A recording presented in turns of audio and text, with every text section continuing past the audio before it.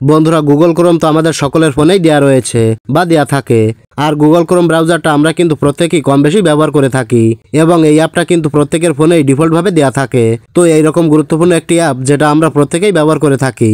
তাই এই অ্যাপের ভিতরে এমন 3টি সেটিংস রয়েছে যে সেটিংস 3টির সম্পর্কে আমাদের সকলেরই জানা উচিত।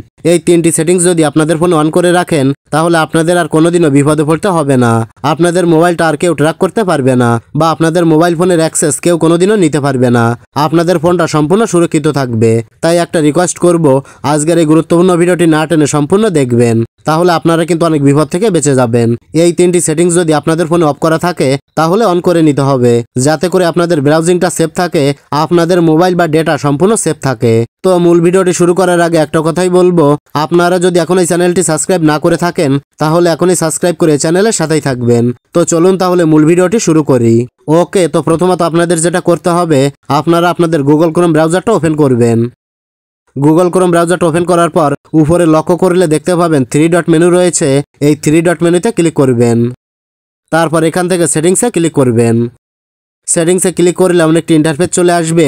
তো এই পেজে আপনারা অনেকগুলো অপশন দেখতে পাবেন। তো এই অপশনগুলোর ভিতরে দেখতে পাবেন একটা অপশন রয়েছে সার্চ ইঞ্জিন। এই সার্চ ইঞ্জিনে আপনারা ক্লিক করবেন। ক্লিক করলে এখানে বেশ কয়েকটা অপশন দেখতে পাবেন। তো এখান থেকে আপনাদের সিলেক্ট করতে হবে ডাকডাকগো।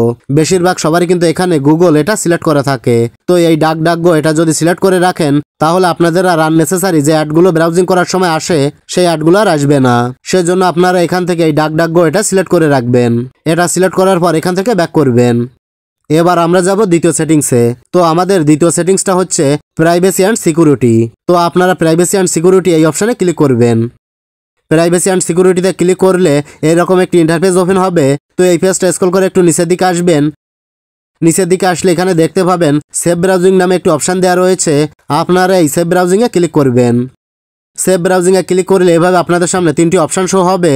তো এখানে কিন্তু সবারই স্ট্যান্ডার্ড প্রোটেকশন বা নো প্রোটেকশন সিলেক্ট করা থাকে।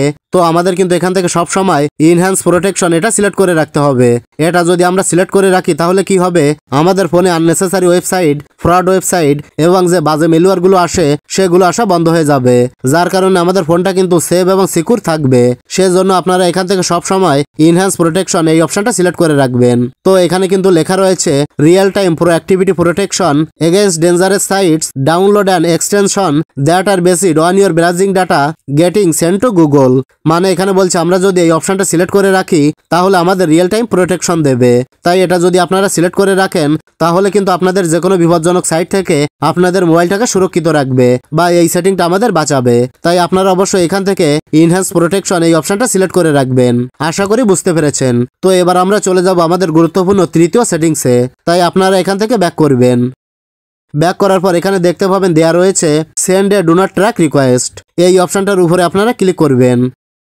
তারপর ডু নট ট্র্যাক রিকোয়েস্ট এই অপশনটা যদি এখানে অফ করা থাকে তাহলে এই অপশনটা অন করে দেবেন। এই ডু নট ট্র্যাক রিকোয়েস্ট এই অপশনটা যদি আপনারা অন করে রাখেন তাহলে আপনারা কখন কোন সময় কোথায় যাচ্ছেন সেই ডেটা কিন্তু কখনোই গুগলের কাছে থাকবে না, যার কারণে গুগল আপনাদেরকে ট্র্যাক করতে পারবে না। আপনাদের মোবাইলের লোকেশনটা কোথায় বা কোন জায়গা থেকে আপনারা ব্রাউজিং করছেন সেটা কিন্তু গুগল কোনোভাবেই বুঝতে পারবে না। তাই আপনারা এখান থেকে এই অপশনটা অন করে দেবেন। তো আমি যে 3টি সেটিংস দেখালাম গুগল ক্রোম ব্যবহার করলে এই 3টি সেটিংস আপনাদের অন করে রাখতে হবে। এই 3টি সেটিংস অন করে রাখলে আপনাদের মোবাইলটা সুরক্ষিত থাকবে এবং আপনারা কোনো বিপদ ছাড়াই যে কোনো কিছু ব্রাউজিং করতে পারবেন। তাই এই সেটিংসগুলি অবশ্যই আপনাদের মোবাইলে অন করে রাখবেন। আশা করি বিষয়টা ভালোভাবে বুঝতে পেরেছেন। তো এটাই ছিল দেখানোর। ভিডিওটি ভালো লাগলে লাইক, কমেন্ট ও শেয়ার করবেন।